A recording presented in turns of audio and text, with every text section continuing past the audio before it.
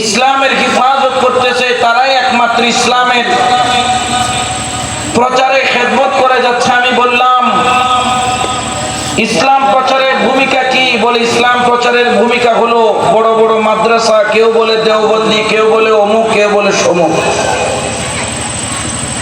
আমি বললাম এশিয়া অঞ্চলের মধ্যে আপনি যদি মাদ্রাসা খুঁজেন 200 বছর আগে এশিয়া অঞ্চলে আপনি কোন কওমি মাদ্রাসা, আলিয়া মাদ্রাসা আপনি খুঁজে পাবেন? 200 বছর আগে কোন মাদ্রাসা ছিল? এই যে আলিয়া মাদ্রাসা, কওমি মাদ্রাসা, দাওরা মাদ্রাসা এগুলো ছিল। কিন্তু ইসলাম এসেছে কয়শো বছর? সবাই বলেন কয়শো?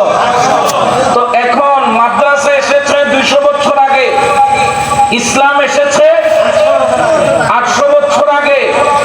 এখন তাহলে আমাদের প্রশ্ন হলো, মাদ্রাসা তো প্রতিষ্ঠা হয়েছে সর্বোচ্চ 200-250 বছর, কিন্তু ইসলাম এখানে বীজ বপন হয়েছে, ইসলামের বীজ আজকে থেকে 800 বছর আগে।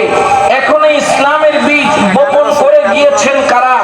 ইতিহাস যদি পর্যালোচনা করা হয়, আমরা সোনালী অক্ষরে যাদের নাম দেখতে পাই তাদের নাম হচ্ছে ওলি আল্লাহ। বড় করে বলো সুবহানাল্লাহ। তাদের নাম কি? জোরে বলেন না, কি নাম? তাদের কাছে কোনো লাঠি ছিল, অস্ত্র ছিল, কামান ছিল, গোলা ছিল, সৈন্য সামন্ত হাজার হাজার ঘোড়া অশ্বারোহী ছিল। আমার খাজা বাবা এসেছেন একা, আমার ওলি আল্লাহ এসেছেন একা, বদরাউলি এসেছেন একা, বারাউলি এসেছেন একা, খানজাহানে নিশা এসেছেন একা, শাহ মাখদুম এসেছেন একা। এই বাংলার জমিন ইসলাম প্রচার করার জন্য। ওগো ওলি আল্লাহ, আমরা কোরআন হাদিসের এত পড়ার পরেও আমরা দুইজনও মুসলমান বানাইতে পারি না, আর তোমরা লক্ষ লক্ষ মুসলমান কেমনে বানালা? ওলি আল্লাহরা মুস্কি হেসে বলে, আমরা তলোয়ারের জোর দিয়ে ইসলাম প্রচার করি নাই, আমরা অস্ত্রের জোর দিয়ে ইসলাম প্রচার করি নাই, আমরা টমাহক ক্ষেপণাস্ত্র মেরে ইসলাম প্রচার করি নাই। ওগো ওলি আল্লাহ, কিসের মাধ্যমে ইসলাম প্রচার করেছো? বলে আমাদের অস্ত্রের নাম হলো বেলায়েত, যেটা মাওলা আলীর মাধ্যমে পেয়েছি। বড় করে বলো সুবহানাল্লাহ। ওই অস্ত্রের পাওয়ার কম না বেশি? আরো জোরে বলেন না, কম না বেশি?